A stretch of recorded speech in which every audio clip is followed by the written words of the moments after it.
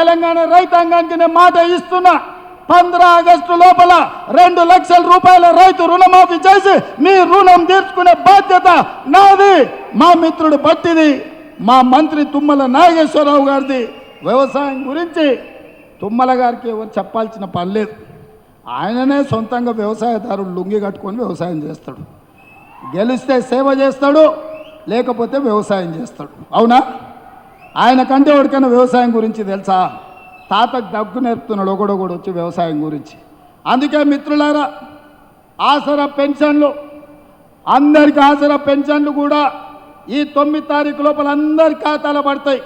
ఇవాళ దింపుడుగల్ల మాస చంద్రశేఖరరావుది పుట్టి పిల్లి శాపనార్థాల పుట్టి తెగిపడదు అన్నట్టు రైతు భరోసా పుల్లనన్న పెడితే ఓట్లు వస్తాయేమో, విద్యుత్ కోతలని అబద్ధాలు చెప్తే కోతల రాయుడి కింద కోస్తే ఏమైనా ఓట్లు వస్తాయేమో, ఆసరా పెన్షన్ వస్తలేదని అబద్ధాలతో బతకాలని అనుకుంటున్నాడు.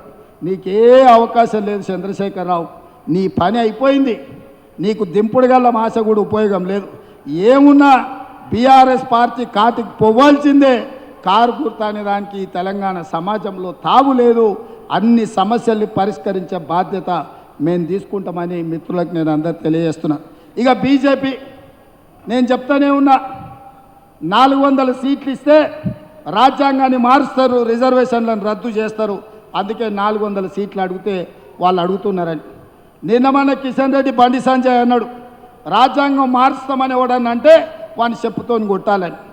నేను ఇప్పుడు ఈ వేదిక మీద నుంచి బండి సంజయ్ కిషన్ రెడ్డి గారిని అడుగుతున్నా, భారతీయ జనతా పార్టీ జాతీయ ప్రధాన కార్యదర్శి దుష్యంత్ కుమార్ గౌతమ్ అనే వ్యక్తి మీ భారతీయ జనతా పార్టీ ప్రధాన కార్యదర్శి జాతీయ స్థాయిలో ప్రభుత్వం వచ్చిన వెంబడే రాజ్యాంగంలో ఉన్న ప్రియాంబుల్లోనే మార్పులు చేస్తాం, రాజ్యాంగాన్ని మారుస్తామని నిన్న ఇంటర్వ్యూ ఇచ్చిండు. ఈనాడు పేపర్లో ప్రముఖంగా తాటికాయంత అక్షరాలతో వచ్చింది. ఇన్నాళ్ళు నేను చెప్పింది, నేను చేసిన ఆరోపణను మీ బీజేపీ జాతీయ ప్రధాన కార్యదర్శి దుష్యంత్ కుమార్ గౌతమ్ స్పష్టంగా అధికారికంగా బీజేపీ అధికారంలోకి వచ్చిన వెంబడే రాజ్యాంగాన్ని మారుస్తామన్నాడు. ఇప్పుడు ఎవరిని చెప్పు తీసుకొని కొట్టాలని గుండు నేను అడుగుతున్నా. ఇవాళ నిజామాబాద్లో గుండు ఉన్నాడు, కరీంనగర్లో అరగుండు ఉన్నాడు.